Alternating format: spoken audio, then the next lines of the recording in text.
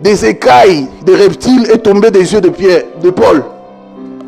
Ananias a vu les écailles. Paul a vu des écailles. Le mystère de la prophétologie. Est-ce que vous comprenez? Et c'est comme ça que vous allez voir à la fin du temps, à la fin des temps ici qu'on passe, vous allez voir des signes et des miracles compliqués. Si tu n'as pas le discernement, parce que le discernement vient de cet animal-là, la sensibilité spirituelle, de comprendre les choses du monde invisible, du monde des esprits. Si tu ne comprends pas ça, tu vas rater beaucoup de choses. Dieu peut t'envoyer un homme ou une femme. Tu regardes, ah non, ça c'est un clochard. C'est une clocharde, elle est sale ou il est sale. Mais Dieu dit que c'est ton mari. Dieu peut t'envoyer dans un travail. Tu dis que non. Ce travail ici, vraiment, non. Seigneur, autre chose. Mais Dieu peut te faire passer des situations pour que tu comprennes. Est-ce que vous comprenez? Nous avons vu l'histoire de Joseph, mon ami. Il est passé par la prison, il avait toute la promesse de Dieu avec lui. Est-ce que vous me suivez? La Bible dit ceci, Philippe arriva à Samarie. Il bouleversa toute la Samarie en prêchant le Christ. On est à Actes chapitre 8. Il prêche Jésus, il rencontre un magicien. Simon le magicien. Quand il rencontre Simon le magicien, la Bible dit que Simon le magicien va être baptisé. Dans l'eau, par immersion. Simon le magicien va tout le temps traîner avec Philippe. Philippe va à gauche. Simon le magicien va à gauche. Philippe va à droite. Simon le magicien va à droite. Les apôtres Jean et Pierre vont arriver. Pierre qui a le discernement. Pierre qui connaît les choses. Ils vont dire à Philippe. Philippe le nouveau converti. Hein? Nouveau converti, mon ami. Nouveau baptisé. Oh non, moi je suis baptisé. Ça fait 15 ans de conversion, pasteur. Non. Il va dire au magicien Philippe. Il va dire que je vois en toi un fiel amer. Je vois en toi un esprit d'hypocrisie, quelque chose de mauvais. Philippe n'a rien vu. On va voir que Philippe, on va voir qu'il est dans une autre catégorie, Philippe. Mais là Pierre, c'est lui qui a le discernement. Je ne sais pas si vous me comprenez. Pierre baptise quelqu'un qui était magicien avant. Et ce magicien continue à traîner avec Philippe. Philippe plutôt baptise quelqu'un qui était magicien avant. Ce magicien traîne partout avec Philippe.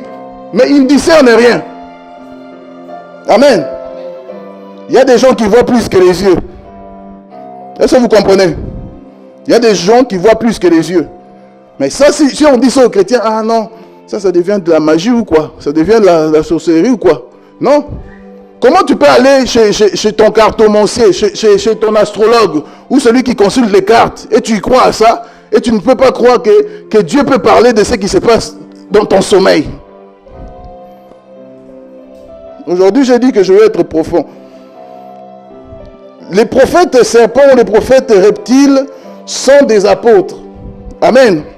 Ah, qu'est-ce que l'Église a besoin des apôtres comme ça? Ces prophètes reptiles-là, ou serpents, sont comme des caméléons. Ils savent prier avec les Juifs, ils savent prier avec ceux qui sont sous la loi, ils savent prier avec les faibles, ils savent prier avec les forts, ils savent prier, ce sont des reptiles. Amen. Paul va dire, avec les Grecs, j'ai été grec. Avec les Juifs, j'ai été juif. Avec ceux qui sont sans la loi, j'ai été comme sans la loi. Avec ceux qui sont faibles, j'ai été faible comme eux. Avec ceux qui sont forts, moi aussi j'ai été fort comme eux. Des fois ma femme ne comprend pas. Des fois ma propre femme ne comprend pas. Oh non, c'est dangereux. Des fois je suis reptile, c'est-à-dire quoi? Pour gagner, et la Bible dit, Paul va dire, j'ai fait toutes ces choses pour gagner des gens à Christ. Est-ce que vous comprenez? Un vrai prophète, écoute bien, un vrai prophète va aller vivre même avec quelqu'un qui n'est pas de son milieu. Un vrai prophète va même aller, vous voyez le boulevard des Belges là-bas, il va aller avec les prostituées là-bas. Il est là-bas avec eux, il cause avec eux, mais il ne va jamais tomber. Parce qu'aujourd'hui, oh non, les pasteurs tombent. Ils tombent comme ça. Oh non, l'autre pasteur est tombé. Il tombe. Moi, je me demande toujours, il tombe comment? Parce que si toi-même, tu n'as pas dans cette pensée-là de tomber, pourquoi tu tombes? Dis Amen. Est-ce que vous comprenez? Oh non, beaucoup. Et c'est pour cela qu'aujourd'hui, vous voyez que l'église, on se moque de nous. On dit que non, beaucoup de pasteurs tombent. Mais ici, Paul est en train de dire, j'ai été faible avec des faibles. Je suis allé jusqu'à un niveau où, pour gagner quelques personnes à Christ. Dis Amen. On a besoin des gens comme ça. Un vrai prophète reptile ou serpent, Paul va dire, je prierai en langue. Et je prierai aussi avec mon intelligence. Paul va dire, 1 Corinthiens 14, verset 15. L'autre verset où il dit que j'ai prié avec des faibles, c'est 1 Corinthiens 9, verset 19 à 27. Un apôtre est un prophète comme un caméléon. Il sait prier avec des blancs. Il sait prier avec des Chinois, des Asiatiques. Il sait prier avec des Noirs, des Juifs, des catholiques, des protestants, tout ce que vous voulez, des pentecôtistes, des charismatiques. Donc, Dieu va te faire passer avec toutes ces religions-là, toutes ces dénominations-là. Il est interdénominationnel, voilà le mot. Il y en a des gens qui ne supportent pas. Ah, je ne peux pas prier avec des blancs, pasteur. Je ne peux pas prier. Et puis va là-bas, ting tong ting ting, chez les Chinois là-bas. Va chez les Chinois là-bas. Va chez les Chinois, ching chong chang ching ching ching chong. Tu vas prier comment?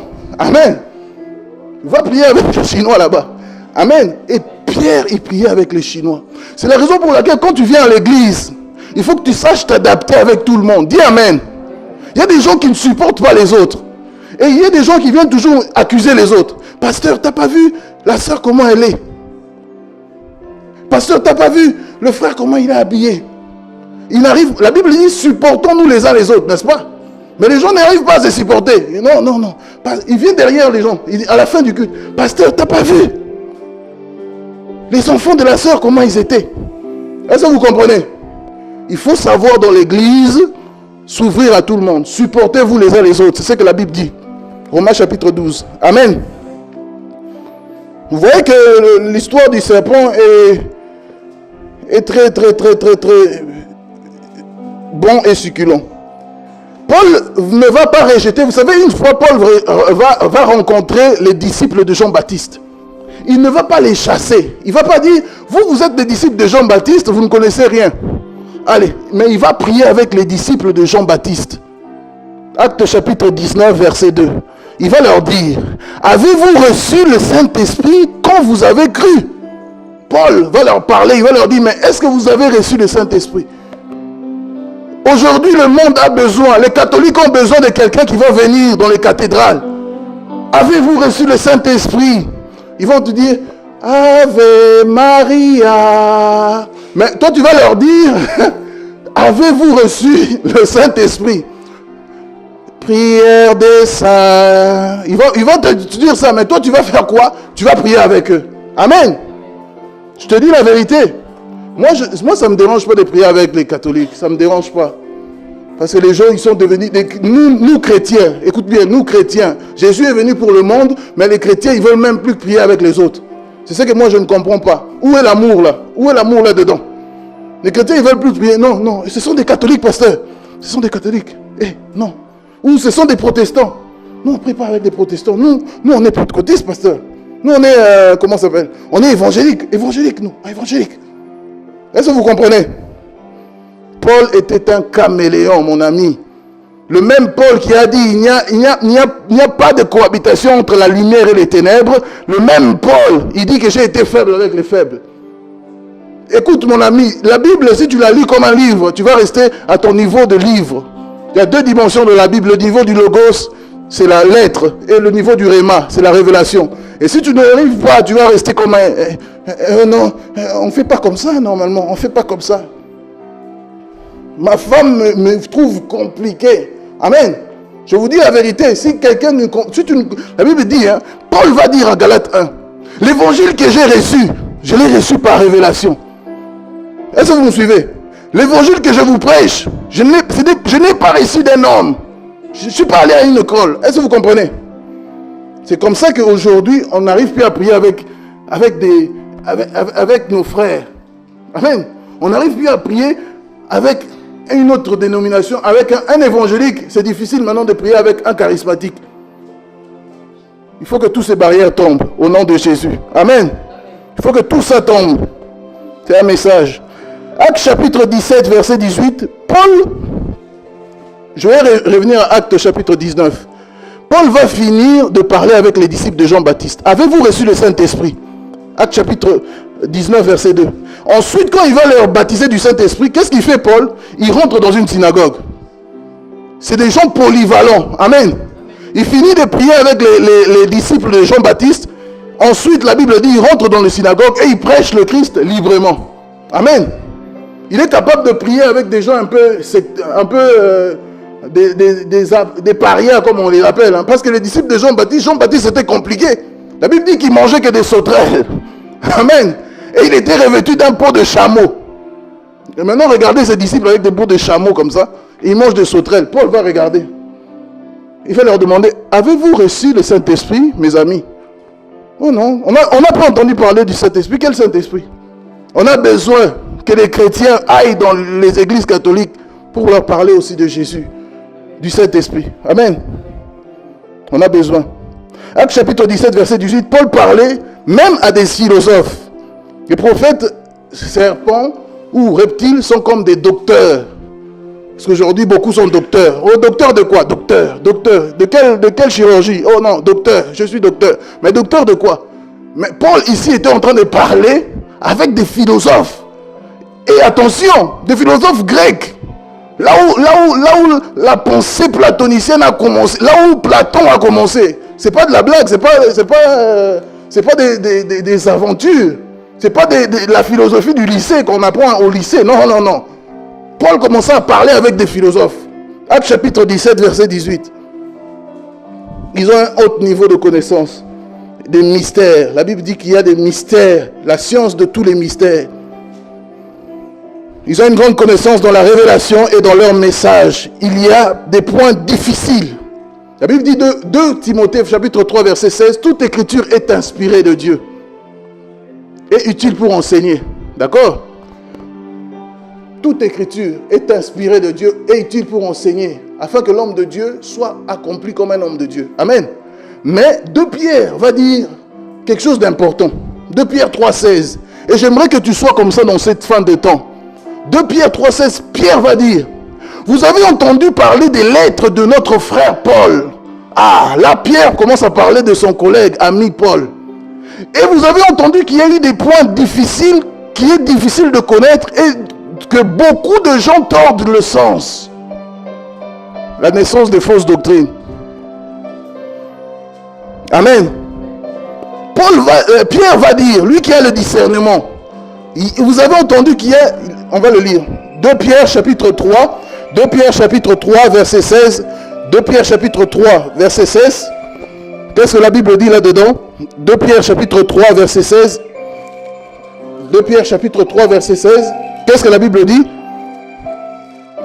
Est-ce qu'on peut prendre 2 Pierre chapitre 3 verset 16? Amen. 2 Pierre chapitre 3 verset 16. Alléluia. 2 Pierre chapitre 3 verset 16, la Bible dit, c'est ce qu'il fait. Non, 2 Pierre chapitre 3 verset 15. Croyez que la patience de notre Seigneur est votre salut, comme notre bien-aimé frère Paul vous l'a aussi écrit. 2 Pierre chapitre 3 verset 15. Comme notre bien-aimé frère Paul l'a aussi écrit, selon la sagesse qui lui a été donnée. C'est ce qu'il fait dans toutes ses lettres, où il parle de ces choses dans lesquelles il y a des points difficiles à comprendre, dont les personnes ignorantes et mal informées tordent le sens, comme celui des autres écritures, pour leur propre ruine. Amen. Ne tords pas le sens des écritures. Amen. S'il y a des écailles qui sont tombées des yeux de Paul, si Dieu dit à Moïse de faire un serpent d'airain pour guérir ceux qui étaient frappés, mordus par des autres serpents, c'est quoi ton problème? Amen. Si un autre frère est en train de prier en langue, toi tu pries avec ton esprit. Ah non, elle exagère, pasteur. Elle parle tout le temps en langue tous les dimanches. Tous les dimanches, elle prophétise. Tous les dimanches, on en a marre, pasteur. Elle prophétise seulement. Elle prophétise. Mais si Dieu a dit que ce frère-là va prophétiser tous les dimanches, c'est quoi le problème? Amen. Il y a même des gens, ils sortent en esprit. Il sort de son corps en esprit. Mais si toi tu ne sors pas de ton corps en esprit, c'est quoi le problème? Amen. Parce que Paul va dire qu'il a eu des visions célestes et il est sorti de son corps. Paul, il le parle. Est-ce que vous comprenez? Il y a des expériences qu'il ne faut pas s'arrêter bêtement. Amen. Il faut avancer. C'est pour cela que 2 Pierre 3, 16 est sage. Pierre va dire, dans les lettres de Paul, il y a des points difficiles. Je vous dis ça pourquoi? Parce que vous avez YouTube, vous avez Internet, vous avez des sites chrétiens. Vous allez entendre beaucoup de messages. Parce qu'aujourd'hui, les chrétiens sont forts. Hein. Mais Internet, mais un site chrétien, je ne vais pas citer les noms, mais un site chrétien, on va regarder la prédication. Mais si tu regardes